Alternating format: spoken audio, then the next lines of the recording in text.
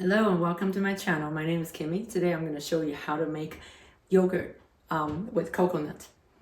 So you may ask, why do you make coconut yogurt? Well, for some people they may have some milk allergy or lactose intolerance or maybe casein intolerance. So for me, it's a personal choice. I like coconut milk, so I wanted to use it with coconut milk. And I've also heard that oats milk may have some issues because oats in America, which is pretty much sold in US and Canada, has been sprayed with a lot of Roundup. And so that might cause some gut disruptions. So I would choose not to use that in my yogurt. So before we begin, I want to talk about the equipment a little bit. If you're using an Instant Pot, you do not need to use the rubber ring or the seal. Actually, you will not use it because when you put it on, it will just, yogurt setting will keep it at around 40-ish Celsius, about 110 Fahrenheit for the duration of the cooking. So therefore, even if you put on the seal, it will not form a seal because it's not hot enough. So now I'll just show you my ingredients. I use 2 of the Aroides. They are about 560 ml each. So together it's about 1 liter. And then to the yogurt starter, I use this Incubate from France.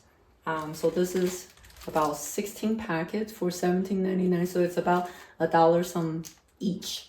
And then to thicken the yogurt, I will use either agar powder or the gelatin. This gelatin is made of like organic and pure, better kind of cows. So that's one option. But personally, I would just use agar powder because this is vegan.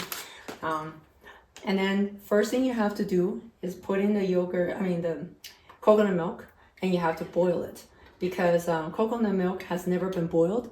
So it's not stable. If you make yogurt directly from the can like that, it will have separation issues. At least when I experimented it, that's what happened. So the first thing I'm gonna do is turn it on to this sauté button, and I'm gonna make it cook in there until it boils for about a minute. And then after that, I will start putting in my other ingredients. And by the way, I'm using coconut cream, not milk, because it makes it a little thicker. You can use coconut milk though.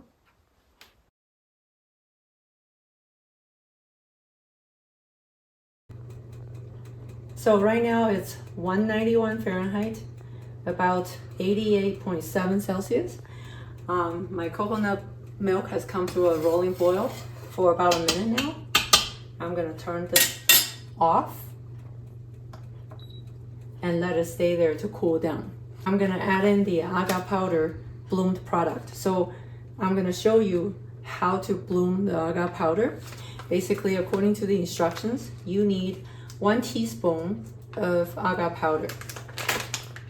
So this is a half tea, sorry. I'm gonna get 2 of these.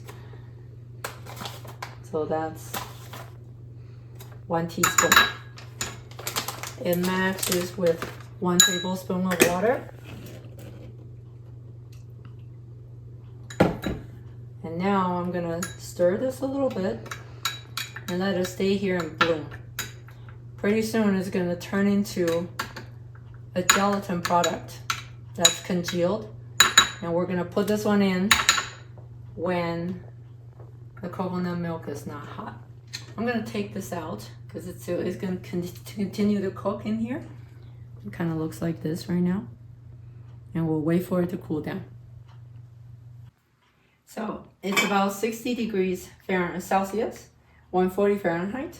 It's warm enough to melt my bloomed product of agar powder. I'm gonna do that now because this has to be completely dissolved in the yogurt to make a thick consistency. I don't want to wait until it's too cold. Next, we're waiting for it to reach 110 before we put it in the pot.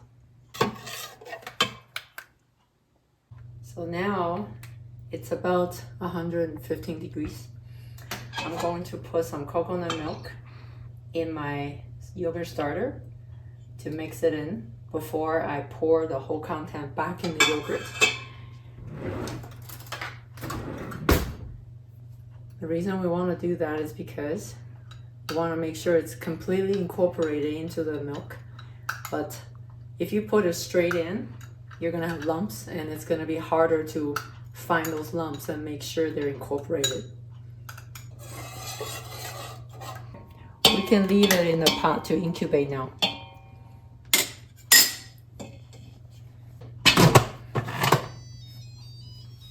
And we're going to turn on yogurt, and I'm going to leave it at 20 hours. That seems to work really well for coconut yogurt. I'll see you back in 20 hours.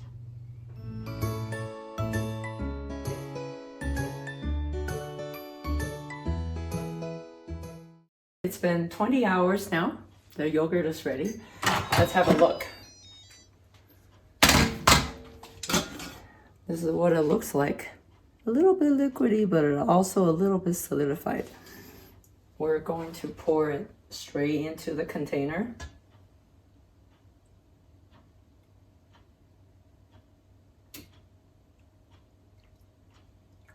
Right to the top.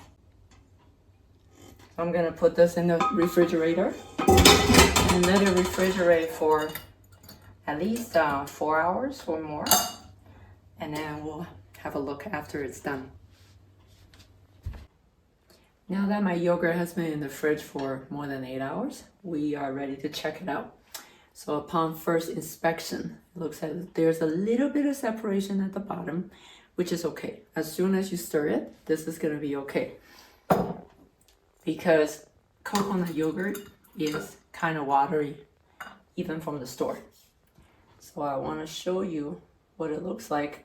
On top, it's actually kind of curdling, like really congealing quite well as yogurt. And even if I scoop it from the bottom, it's still a pretty creamy texture. That's what you have as the unsweetened coconut yogurt. I like it. So you have a bunch of flavoring options if you want to cut sugar out of your life. Like my favorite is allulose. This is basically the best kind of sugar you can have right now in the market. It doesn't hurt your mitochondria. It doesn't make your insulin spike. So the powders look kind of like powdered sugar. So I can add some to it. This is about 70% sweetness of sugar, so it's not very sweet. Just keep that in mind. And you can also use monk fruit liquid. This is pure monk fruit, so maybe 5 drops is sufficient for a small bowl like this. You can also use something that I found recently, the monk fruit with allulose. This also does not spike your insulin. And then you can add in something like coconut flakes. That will make it more keto.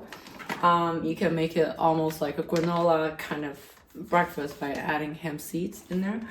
And sometimes I will put in dried raspberry. It's freeze-dried. This is not sweet at all. It's more acidic. So just remember, this is like a sour fruit amongst your sweet yogurt. And of course, you can use raisins, but that's my last option because that's still natural sugar. So there are lots of options, and you can put fresh fruits such as blueberries or whatever to go with your yogurt. And this yogurt in itself will probably last about 5 days in the fridge, but we never finish beyond 5 days, so I can't guarantee beyond 5 days what's gonna happen. There is no preservative, so you kind of have to watch out for your shelving life. It's not your store-bought, like even though your store-bought never says that there is no preservative, but they do. As long as it's under a certain amount, it's allowed. So I found this store brand called Yogu, and it's pretty much the same ingredients as mine. It has just coconut yogurt with agar and the culture, and it says it doesn't have preservative, but it can last 2 months. It's been sitting in my fridge for, I would say, over a month now, and If you see how it's been sitting, it's liquidy. And when I have a tiny taste of it, it tastes sweeter than mine. But it says sugar is 0 grams. So I'm not sure if they didn't put sugar or they didn't ferment it for quite as long. Could be either.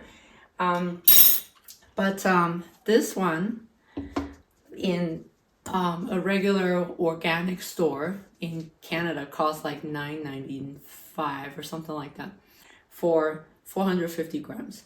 So this is actually 1 liter. So the cost comparison, I think this is way more, because the 2 cans of coconut cream that I bought with the culture and all that would not exceed that amount, and it's double that of. So just to give you a price comparison of the same thing, and so you have an idea.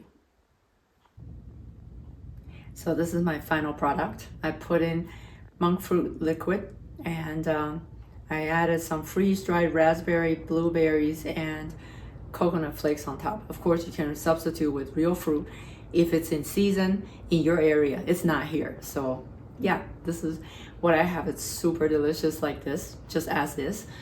I hope you enjoyed.